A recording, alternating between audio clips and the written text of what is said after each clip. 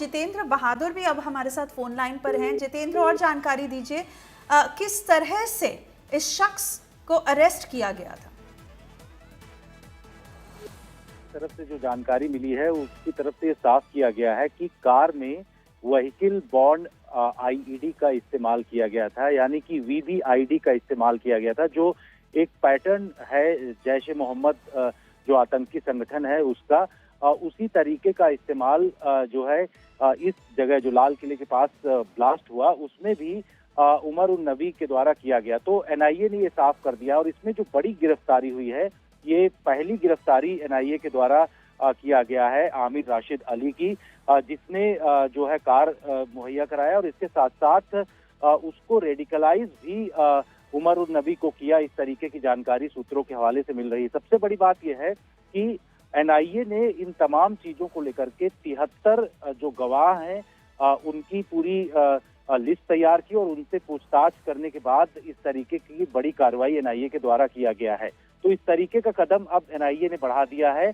NIA सूत्र बताते हैं कि आगे आने वाले दिनों में भी ऐसी ही गिरफ्तारियां होगी, क्योंकि जिस तरीके से अल फलाह यूनिवर्सिटी में कई डॉक्टर्स जो हैं वो सिक्योरिटी एजेंसीज के इस वक्त निशाने पर हैं, उसमें कई लंबी लिस्ट बताई जा रही है। ऐसे में कहा जा रहा है कि एनआईए जो है वो आगे और कार्रवाई करेगी, लेकिन ये पहली गिरफ्तारी है और बड़ा ब्रेक थ्रू जो है एनआईए को मिला है जैसे ही जांच सौंपी गई थी उसके बाद से। तो केंद्रीय गृह मंत्रालय ने एनआईए को जांच सौंपा, और उसके बाद एक सीनियर ऑफिसर और पूरी एक टीम तैयार की गई थी। उसके बाद एनआईए ने कार जिन्होंने मुहैया कराया उस कार के जो राशिद अली को उसको गिरफ्तार किया गया है, और गिरफ्तार करने के बाद एनआईए अब उसको कोर्ट में प्रोड्यूस करेगी, और आगे की कार्रवाई किस तरीके से होगी एनआईए अब उसको लेकर के आगे कदम बढ़ाएगी, क्योंकि जम्मू कश्मीर पुलिस, फरीदाबाद पुलिस और इसके साथ साथ जो दूसरे राज्यों की पुलिस है वो तमाम सहयोग एनआईए को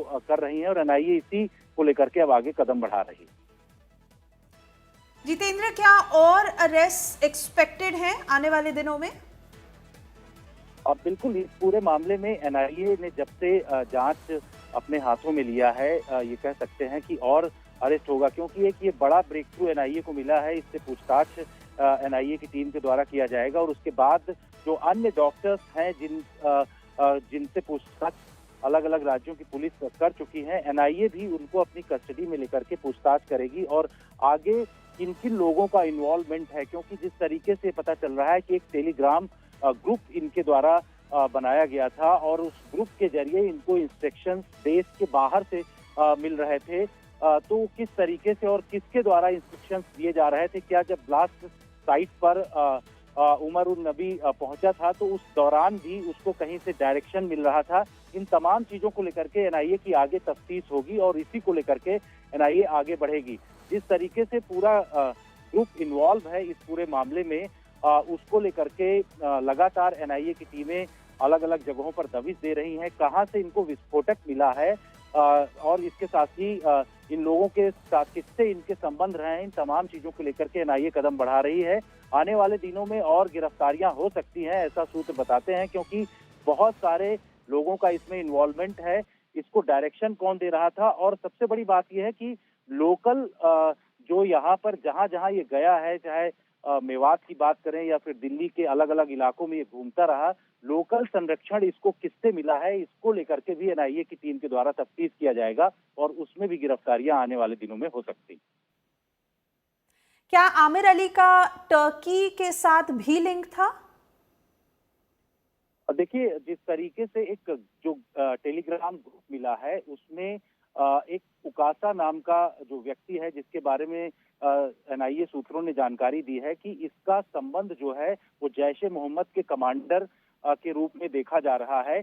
इसलिए एनआईए जो है इन तमाम चीजों को लेकर के जानकारी हासिल कर रही है, और आने वाले दिनों में ये कहा जा सकता है कि जो टेलीग्राम ग्रुप है उसकी बड़े स्तर पर इन्वेस्टिगेशन किया जाएगा, कौन कौन से लोग उसमें शामिल हैं, क्योंकि उकासा नाम का जो व्यक्ति है उसके बारे में पता चल रहा है कि टर्की में उमर और इसके साथ साथ डॉक्टर मुजम्मिल जो हैं उनकी मुलाकात हुई थी एक मेडिकल कॉन्फ्रेंस के लिए जब ये लोग गए थे। तो ऐसे में इन तमाम जो सबूतों को लेकर के एनआईए आगे बढ़ रही है, उसके आधार पर इस एंगल से भी एनआईए की टीम जांच करेगी कि तुर्की से इसका क्या संबंध रहा है।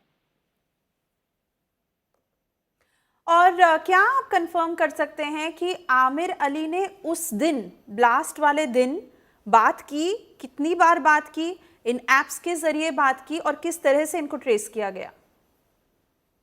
और देखिए, आमिर की जो गिरफ्तारी है वो इसी आधार पर इन्वेस्टिगेटिंग एजेंसी के द्वारा, एनआईए के द्वारा किया गया है, क्योंकि पूरी तरीके से इस्टेब्लिश हो चुका था कि किस तरीके से आमिर ने इसको पूरी मदद की है। और इसके साथ साथ कार में एक खास तरीके का जो व्हीकल बॉर्न आईईडी लगाया गया था, यानी कि चलती हुई कार में इस तरीके का आईडी लगा करके उसको विस्फोट करना, ये एक पैटर्न जैश ए मोहम्मद का है। और इसके बारे में ये भी जो जानकारी सूत्र बताते हैं कि जैश ए मोहम्मद से जुड़ा हुआ है पूरी तरीके से। एनआईए इसको लेकर के लगातार तफ्तीश कर रही है और एनआईए के पास इस वक्त जो आमिर अली है उसके बारे में तमाम सबूत और उसके मूवमेंट के बारे में जानकारी आ चुकी है। उसी के आधार पर एनआईए ने गिरफ्तारी की है। एक मेजर ब्रेक थ्रू कह सकते हैं एनआईए की टीम के द्वारा ये किया गया है, क्योंकि जब से केस दिया गया था उसके बाद अलग अलग राज्यों की एजेंसियां इस पर काम कर रही थी।